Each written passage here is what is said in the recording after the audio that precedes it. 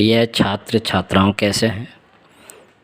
मैं डॉक्टर धर्मेंद्र कुमार राम, सहायक प्राचार्य इतिहास, लक्ष्मी नारायण रामेश्वर संस्कृत महाविद्यालय, जयदेव पट्टी, दरभंगा। मैं पुनः ऑनलाइन टीचिंग के लिए उपस्थित हुआ हूं और आज मैं उपशास्त्री प्रथम वर्ष के छात्र छात्राओं के लिए प्राचीन भारतीय इतिहास के अंतर्गत हड़प्पा सभ्यता अथवा सिंधु घाटी सभ्यता के धार्मिक जीवन पर प्रकाश डालेंगे कि उस समय के लोगों का धार्मिक स्थिति कैसी थी, वे किन किन चीज़ों की आराध्य के रूप में उसे पूजते थे। इन तमाम चीज़ों पर हम लोग चर्चा करेंगे। बच्चों, इससे पूर्व के क्लास में हम लोग हड़प्पा सभ्यता के सामाजिक जीवन पर चर्चा कर चुके हैं। आज हम लोग हड़प्पा सभ्यता अथवा सिंधु घाटी सभ्यता के धार्मिक जीवन के संदर्भ में हम लोग बातें करेंगे। हड़प्पा सभ्यता अथवा सिंधु घाटी सभ्यता के धार्मिक स्वरूप के बारे में किसी भी प्रकार का हमें लिखित साक्ष्य, लिखित साहित्य या स्मारक हमें उपलब्ध नहीं हुआ है। केवल उत्खनन से प्राप्त जो हमें अवशेष मिला है उसके आधार पर ही हम इस समय के धार्मिक स्वरूप का केवल अनुमान लगा सकते हैं, जिसके आधार पर यहाँ के धार्मिक स्वरूप के संदर्भ में हम चर्चा कर सकते हैं।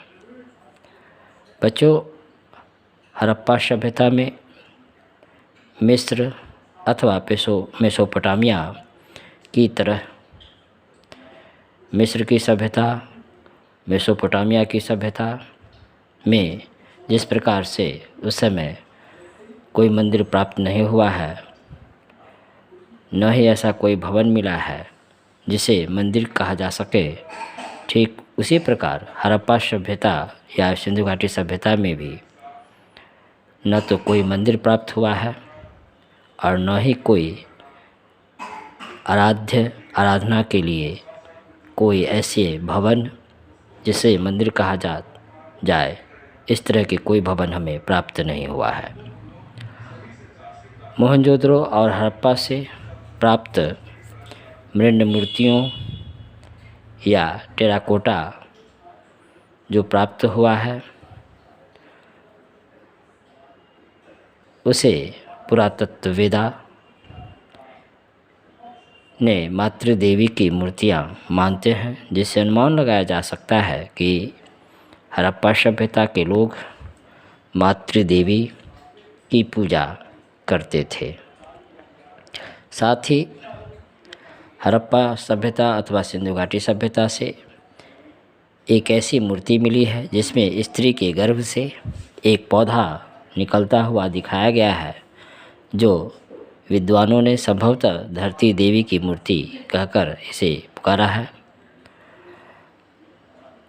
संभवतः हड़प्पावासी धरती को उर्वरता की देवी मानकर इस समय उसकी पूजा अर्चना किया करते थे। लोक प्रसिद्ध पुरातत्वविद मैके महोदय को मोहनजोदड़ो से एक ऐसी मुद्रा भी प्राप्त हुई जिसमें 3 मुख वाला एक पुरुष योग मुद्रा में बैठा है, जिसके 3 सिंह हैं और बाईं ओर एक गैंडा तथा भैंसा और दाईं ओर एक हाथी और व्याघ्र है, जिसके सम्मुख एक हिरण है। इस प्रकार की मूर्ति की तुलना, इस प्रकार के पुरुष योग मुद्रा में बैठे 3 सिंहों वाले इस मूर्ति की तुलना पशुपति से की गई है। हड़प्पा सभ्यता या सिंधु घाटी सभ्यता के लोग बहुसंख्यक में लिंग की पूजा, योनि की पूजा किया करते थे, क्योंकि यहाँ से व्यापक संख्या में लिंग योनि की प्राप्त हुई है। साथ ही इस समय के लोग वृक्ष विशेषकर पीपल की पूजा करते थे, क्योंकि मोहनजोदड़ो से प्राप्त जो एक मुद्रा प्राप्त हुआ है उस पर 2 जुड़वा पशुओं के शीर्ष पर 9 पीपल की टहनियाँ दिखाई गई है, जिसके आधार पर कुछ विद्वानों का मानना है कि इस समय हो सकता है कि पशु बलि दी जा रही होगी। हड़प्पा सभ्यता या सिंधु घाटी सभ्यता में कुबर वाला बैल इस समय काफ़ी विशेष पूजनीय था। साथ ही इस समय के लोग नाग पूजा भी किया करते थे।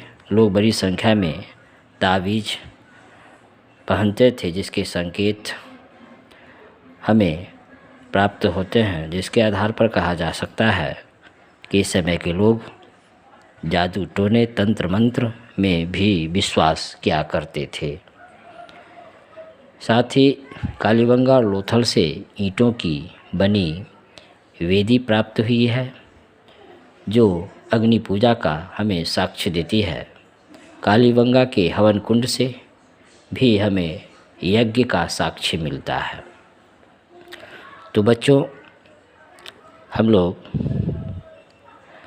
हड़प्पा सभ्यता अथवा सिंधु घाटी सभ्यता के धार्मिक जीवन कि उस समय लोग किन किन चीज़ों की पूजा करते थे,